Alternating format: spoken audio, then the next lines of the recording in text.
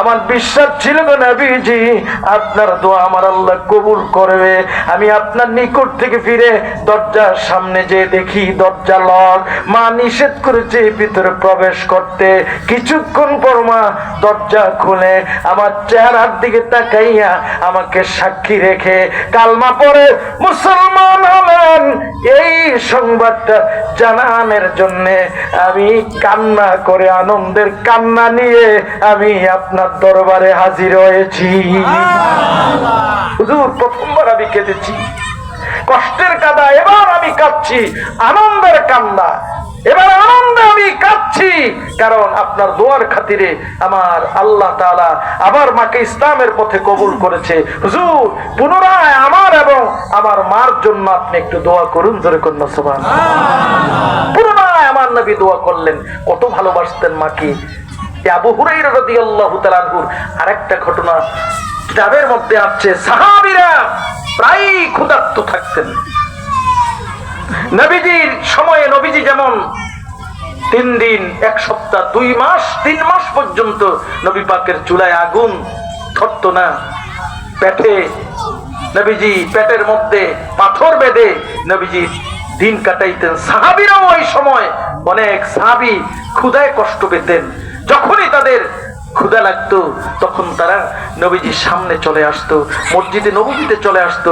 কারণ তাদের ঈমান ছিল যে যদি কোনো খানা নাও পাই, নবীজির চেহারা মুবারক যখন দেখবো আমাদের ক্ষুধা নিবারণ হবে। নবীজির নিকট যখন যাব একটা ব্যবস্থা হবে, জোরে কন্যা সুবহানাল্লাহ। তখন তারা ক্ষুধার যন্ত্রণা সাহাবীরা যখন সহ্য না করতে পারতেন তখনই তারা মসজিদে নববীতে চলে আসতেন। একদিন কয়েকজন সাহাবী মসজিদে নববীতে চলে আসছে, ওই সময় কোনো নামাজের সময় না। এর মধ্যে আবু হুরায়রা রাদিয়াল্লাহু তাআলা আনহু তিনিও চলে আসছেন। তিনি লোকদেরকে জিজ্ঞাসা করলেন, অন্য সাহাবীদেরকে জিজ্ঞাসা করলেন, এই সময় তোমরা কেন আসছো? তারা বললেন, ক্ষুধায় আমাদেরকে ঘর থেকে বের করে এনেছে। আবু হুরায়রা রাদিয়াল্লাহু তাআলা আনহু বললেন, আমিও তো তোমাদের মতো একজন। কিছুক্ষণ পর আল্লাহর হাবিব রাহমাতুল লিল আলামিন জানতে পারলেন কয়েকজন সাহাবী মসজিদে নববীতে এসে তারা বসে আছে। নবীজি শোনার সঙ্গে সঙ্গে জানার সঙ্গে সঙ্গে মসজিদে নববীতে চলে আসলেন। সাহাবীদেরকে জিজ্ঞাসা করলেন, এই সময় তোমরা কেন আসছো? সাহাবীরা বললেন, হুজুর আমরা ক্ষুধার কারণে এখানে চলে আসছি। ক্ষুধায় আমাদেরকে ঘর থেকে বের করে মসজিদে নববীর মধ্যে নিয়ে আসছে, জোরে কোন সুবহানাল্লাহ। আবার নবী হুজরার মধ্যে ঢুকলেন, একটি পাত্রের মধ্যে খেজুর ছিলেন।